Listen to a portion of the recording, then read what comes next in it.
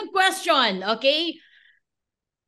Congratulations syempre sa inyong pagbabalik. How does it feel na kayo-kayo pa rin ang magkakasama? Ang galing ng Running Man Philippines, ano? I mean, Ay, syempre po talaga, magaling po talaga ko. Wala, si Bossy. May kape. May kape.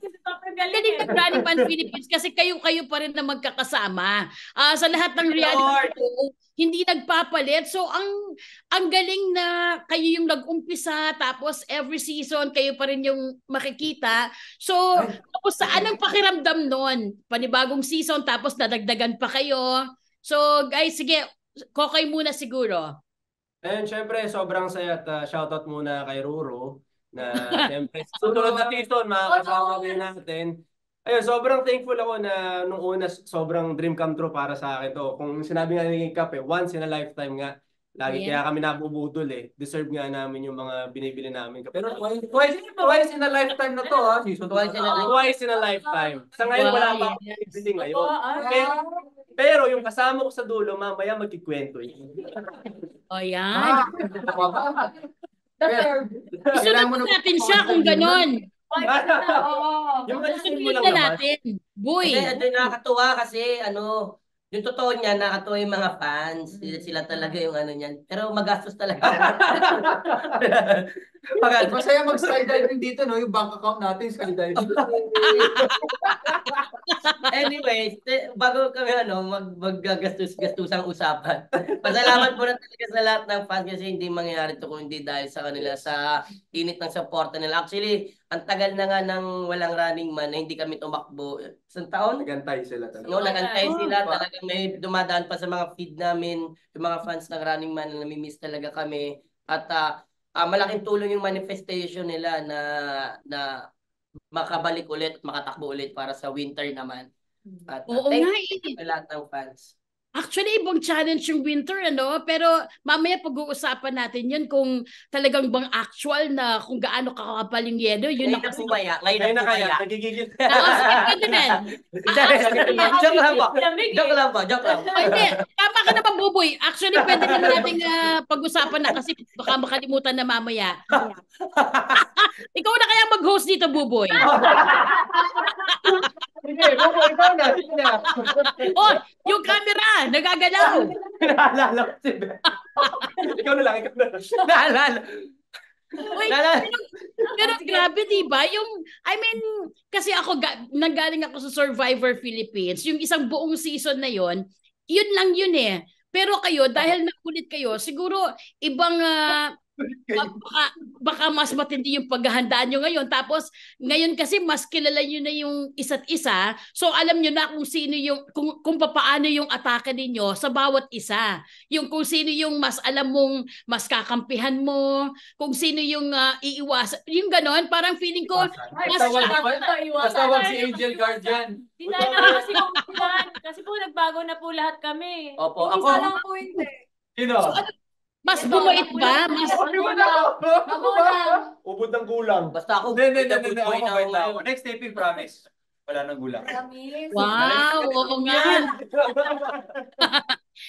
Like ikaw, Glyza, mas physically ba mas pinaghandaan mo ngayon yung season 2 ng Running Man? Sabi ng abs yun.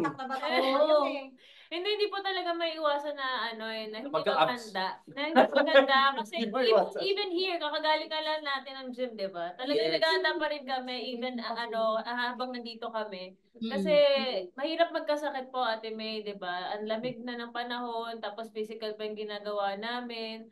So kahit na minsan nakakatamad dahil ang lamig, pero pinipilit pa rin namin yung sarili namin na mag-workout talaga. At saka parang dito yung physical, mas feeling ko yung bonding ninyo sa season 2, mas matindi kasi magsusuportahan kayo. Like, siguro, Buboy, this is your chance. Kung nilalamig ng sobra si Lexi, mas yung yakap mo talagang... Ay, di po. Siya po yung yumayakap po sa akin. Wow!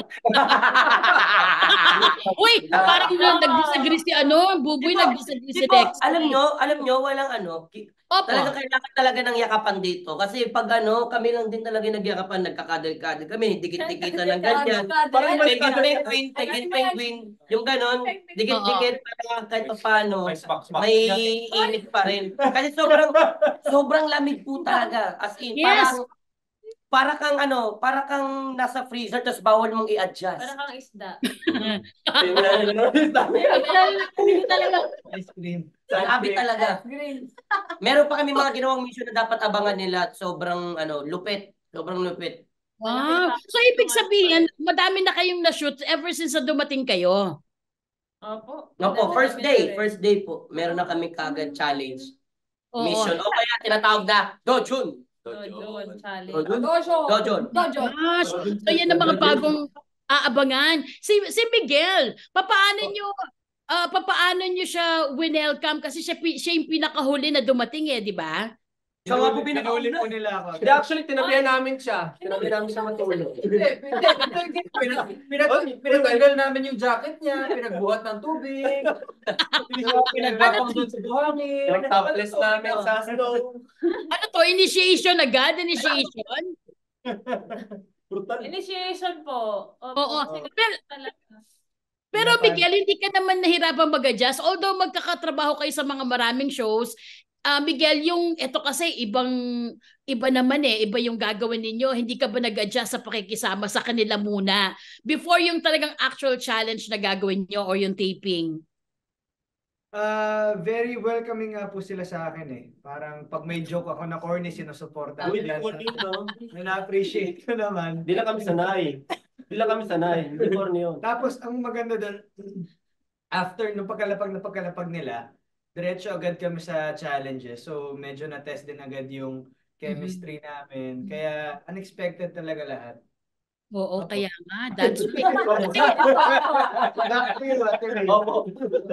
kasi Miguel, inabutan mo na sila Kumbaga meron na silang mga unbeatable chemistry, yung mga ganyan. Yung alam na nila, kapado na nilang isa't isa So ikaw talagang sa part mo, may malaking adjustment kang gagawin Extra effort din po sa akin na syempre makasama dahil buo na po sila. Buti na lang po si Kokoy lagi ako niyaya kumain. Uy, So kami wala kaming kwenta ganun. Wala tayong ambag. Kami wala kaming ambag. Hindi tayo nag-effort. Parang kinonsensya mo ako Parang hindi ata kita naya kanina. Hindi, lagi yung lagi may na-message ni Kokoy na asan ka ngayon kahit tayo. Kanina lang hindi. Oo, nakasama. Miguel parang nagsusumbong Oo, kahit nung season 1, never. Never nag-aaya yan sa amin. Kaya ganun. Namimili kasi ako. Parang naging open forum yung Kapuso Artist Tambayan. Away na lang. Akala tambayan to. Oo, pero Mikael, hindi ba nagkaroon ng sa inyo din na part yung di ba dahil magkakasama na kayo sa season 1, yung halos naging magkakabarkada na kayo, yung may additional, ano yung feeling na yun na may panibago? Yung parang bang pwede nyo bang naku, alam na natin kung sino yung parang mas clear ngayon na meron tayong nakita nyo ba si Miguel na parang kaaway imbis na parang kakampi? Opo.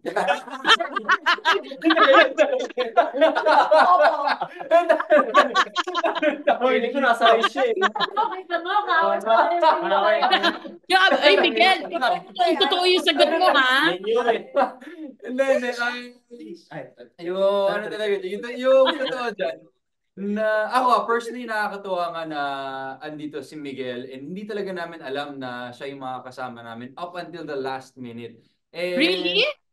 Up until the last minute, hindi talaga namin alam. At ayaw namin alamin kasi kasama yun sa excitement at surprise at pag napanood yun ng mga Kapuso, parang sana madala rin din sila sa nararamdaman namin at napapanood nila. Pero for me, malaking challenge at magandang elemento siya para sa season 2. Kasi iba rin na biglang may bagong elemento na papasok na kailangan alamin namin at Parang hindi gusto yung element. element. Sorry. Tinagamit mo lang yung English Parang There's a new element in Running Man Season 2. Para patulog engkanto lang si Miguel Yun na nga akala ko parang may ibang elemento talaga You know! Click and subscribe now!